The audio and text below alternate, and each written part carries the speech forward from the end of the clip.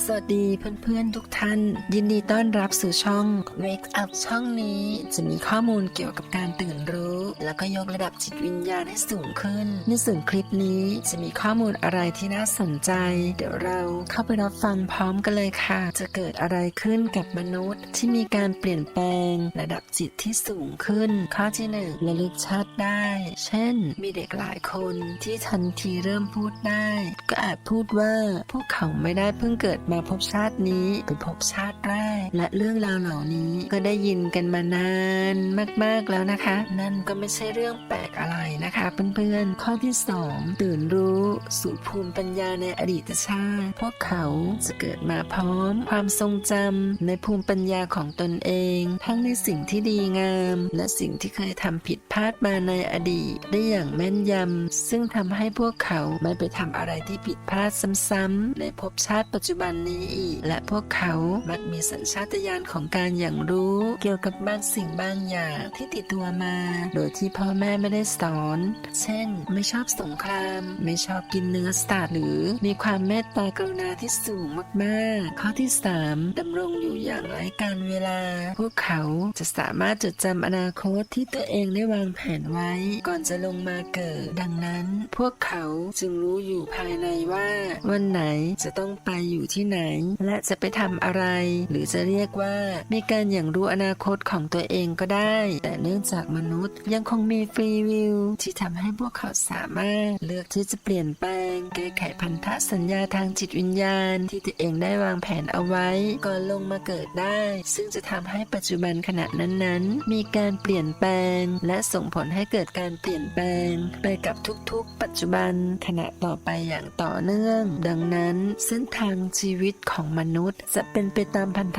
สัญญาที่เคยทำไว้หรือจะเดินออกนอกเส้นทางนั้นจึงขึ้นอยู่กับการตัดสินใจในแต่ละปัจจุบันนั้นๆของแต่ละคนค่ะข้อที่4มีกายเนื้อแบบหลากมิติเมื่อโครโมโซมคู่ที่24ของมนุษย์ถูกปลุกให้ตื่นขึ้นมาแล้วพวกเขาจะมีร่างกายเนื้อในรูปแบบของควอนตัมหรือแบบหลากมิติซึ่งหมายถึงสิ่งที่ติดตัวมาแต่กำเนิดของพวกเขาที่ทำหน้าที่ควบคุมความเป็นไปของกายเนื้ออยู่นั่นจะมีความเฉลียวฉลาดกว่าเชื้อโรคมากๆซึ่งจะทำให้เชื้อโรคไม่สามารถมาทำอะไรร่างกายเนื้อของพวกเขาได้และยังทำให้พวกเขามีอายุขัยที่ยืนยาวและคงอ่อนเยาว์อีกด้วยข้อที่5ไม่มีสิ่งใดที่เป็นเอกพจน์พวกเขาจะรู้ว่าจิตวิญญาณไม่ได้อยู่อย่างเดียวๆหรือเป็นเอกพจน์ทั้งในแง่ของกฎทางฟิสิกส์และแง่ของชีวิตของมนุษย์เองด้วยแต่จิตวิญญาณคือพลังงาน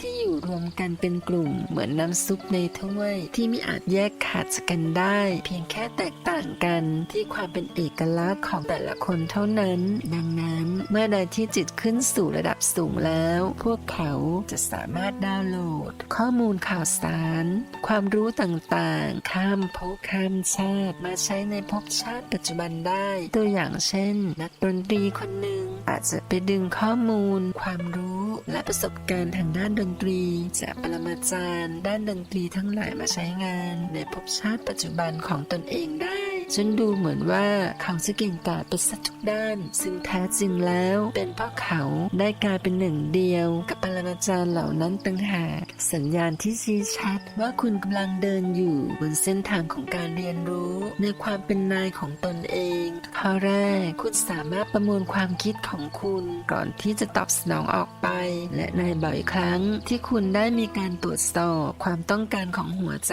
ของคุณก่อนที่จะตัดสินใจดำเนินการข้อที่2คุณกำหนดจุดยืนและขอบเขตของคุณโดยมีความชัดเจนยิ่งขึ้นในสิ่งที่คุณให้ความสนใจมั่นใจที่จะยืนอยู่ในจุดนั้นมากขึ้นและมีอิสระในการกำหนดความต้องการของคุณในสิ่งที่เหมาะสมกับคุณโดยไม่คำนึงถึงความเห็นหรือความกดดันที่คุณรู้สึกได้จากผู้อื่นข้อที่3คุณรู้สึกสบายใจและพึงพอใจกับการอยู่คนเดียวเป็นเวลานานมีสติและมีความรู้สึกตัวและได้พบกับความรักอันลุ่มลึกกับการได้อยู่กับตัวเองมากขึ้นเรื่อยๆและมีความสุขอยู่กับการได้แสดงตัวตนที่แท้จริงของคุณข้อที่4คุณให้ความเมตตา ต่อตัวเองมากขึ้นเมื่อคุณพบกับความล้มเหลวหรือทำให้เกิดความเสียหายด้วยความประมาทเลินเล่อเพราะคุณเริ่มมีสติและยอมรับในเรื่องของการปล่อยวางมีหลายสิ่งหลายอย่างมากยิ่งขึ้นและเข้าถึงความรู้สึกของการรักตัวเองว่ามันคือการให้เกียรติและให้ความเคารพในความเป็นคุณอย่างแท้จริงข้อที่5คุณได้ตัดสัมพันธภาพกับผู้ที่ไม่เหมาะสมกับความเป็นคุณออกไปจากชีวิตเพราะคุณเริ่มตระหนักรู้ถึงการมอบพลังชีวิตของคุณให้กับคนอื่นนั้นมันได้ทำให้ร่างกายของคุณเหน็ดเหนื่อยและอ่อนล้ามากเพียงใดและการรู้แล้วว่าการที่คุณได้เป็นดูดซับพลังชีวิตจากคนอื่นเพื่อตอบสนองความต้องการในด้านความรู้สึกปลอดภัยของคุณมันได้กลับกลายเป็นทุกข์ที่คุณต้องทรมานอยู่นานแค่ไหนข้อที่6คุณรู้สึกว่าคุณกำลังเลื่อนไหลไปในทิศทางที่ถูกต้องแม้จะยังดูกระช่อนกระแท่นอยู่บ้างเพราะมันยังมีหลายสิ่งหลายอย่างที่คุณยังไม่รู้อย่างถ่องแท้แต่คุณก็มีความเชื่อมั่นในตัวเองมากขึ้นและเริ่มดำเนินการไปตามแผนการอันดีงามตามวิถีทางของคุณเองและต่อจากนี้ไป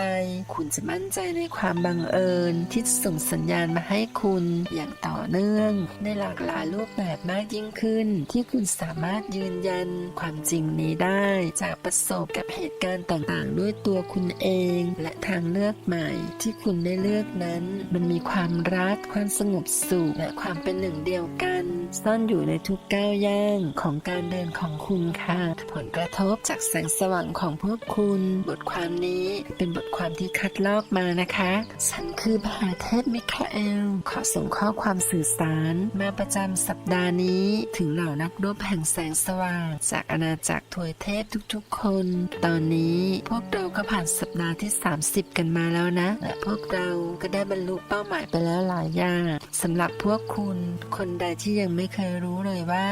ผลกระทบจากแสงสว่างของตัวพวกคุณเองนั้นสามารถส่งผลกระทบต่อโลกใบนี้ได้มากมายขนาดไหนก็ขอให้รู้เอาไว้เลยว่า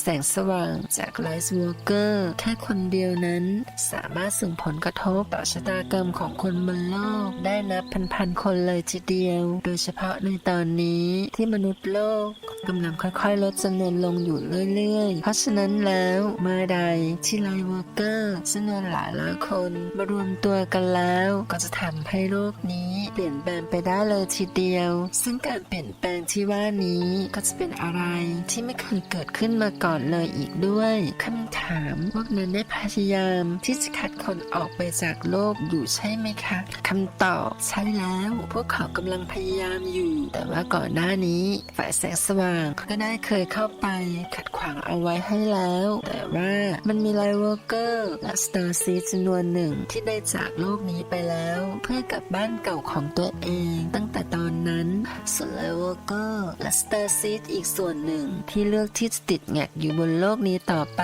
ก็คือกลุ่มคนที่พวกคุณจะต้องเข้าไปช่วยชีวิตหรอพวกคุณอาจจะถามว่าช่วยชีวิตเลยเหรอฉันเป็นใครและทำไมฉันจึงต้องเข้าไปช่วยชีวิตคนอื่นๆได้ด้วยเพราะว่าคุณคือรูปธรรมชีวิตแห่งแสงสว่างที่ทรงพลังอำนาจสิและพลังอำนาจของพวกคุณก็แข็งแกร่งซะจนฝ่ายมืดพยายามที่จะหาวิธีการดับแสงของพวกคุณลงให้จงได้และสิ่งที่พวกคุณอาจจะยังไม่รู้อีกอย่างหนึ่งก็คือคนพวกนั้นจะทำอะไรพวกคุณก็ได้ก็ต่อเมื่อพวกคุณยอมให้พวกเขาทำได้เท่านั้นแต่ถ้าพวกคุณไม่ยอมพวกคุณก็จะกลายเป็นคนที่พวกเขาฉุดไม่อยู่และแสงสว่างของพวกคุณก็จะสว่างเจิดจ้าอย่างมากและพวกคุณยอมให้พวกเขาทำอะไรพวกคุณได้ด้วยวิธีการไหนนะหรือก็ตอนที่พวกคุณอยู่ในสังคมและยอมเรียนรู้และคอยตามกฎเกณฑ์ต่างๆของพวกมันอยู่ยังไงล่ะและทีนี้กฎเกณฑ์เหล่านั้นก็กลายมาเป็นคุกที่คุมขังพวกคุณเอาไว้แล้วก็กลายมาเป็นระบบความเชื่อของพวกคุณไปในที่สุดนั่นแหละคือวิธีการยอมและการให้ความร่วมมือของพวกคุณแหละและพวกคุณถูกหลอกล่อให้หลีกแสงสว่างของตัวเอง ลงมา แต่ว่าตอนนี้มันถึงเวลาแล้วที่ทุกๆคนบนโลกจะต้องลุกขึ้นมาพูดว่าไม่เพื่อเลือกสิ่งที่ดีกว่าให้กับตนเองและให้กับลูกหลานตัวเองต่อไป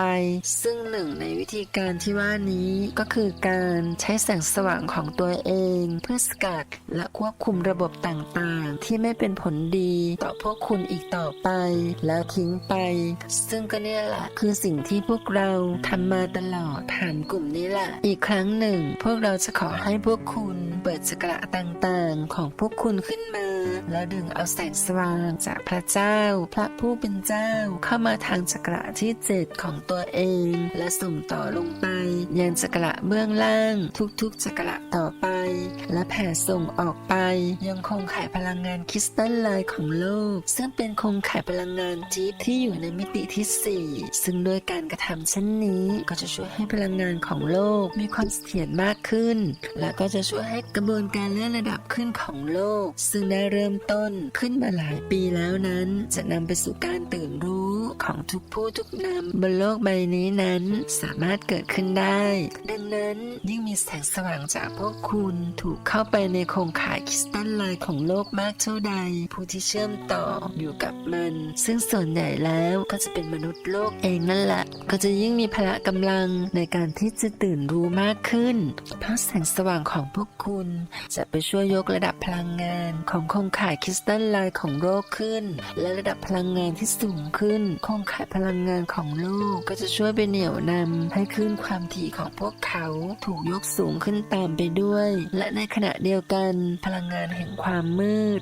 ที่อยู่ในตัวของพวกเขาก็จะค่อยๆถูกทำให้อ่อนกำลังลงเรื่อยๆแสงสว่างและพลังงานด้านบวกของพวกเขาก็จะค่อยๆถูกทำให้เพิ่มมากขึ้นและแข็งแกร่งมากขึ้นซึ่งทั้งหมดนี้ก็จะไปทำให้ดาวเคราะห์โลกสั่นสะเทือนเร็วขึ้นเรื่อยๆและเกิดการเปลี่ยนแปลงเร็วขึ้นตามไปด้วยในท้ายที่สุดยังมีไลท์วอล์กเกอร์และสตาร์ซีดกลุ่มอื่นๆที่กำลังทำเรื่องนี้อยู่ด้วยเช่นเดียวกันบางกลุ่มก็เลือกเอาวันที่พิเศษบางวันมาทำซึ่งเป็นวันที่จะสามารถเพิ่มอานุภาพของแสงสว่างของพวกเขาให้ถึงจุดสูงสุดได้เช่นวันที่มีจันทรุปราคาสุริยุปราคาครีมายันและวันที่เป็นรหัสตัวเลขพิเศษต่างๆเช่นวันที่2/2/4/4/4/22ที่พวกคุณมาอยู่ที่นี่ที่ดาวเคราะห์โลกดวงนี้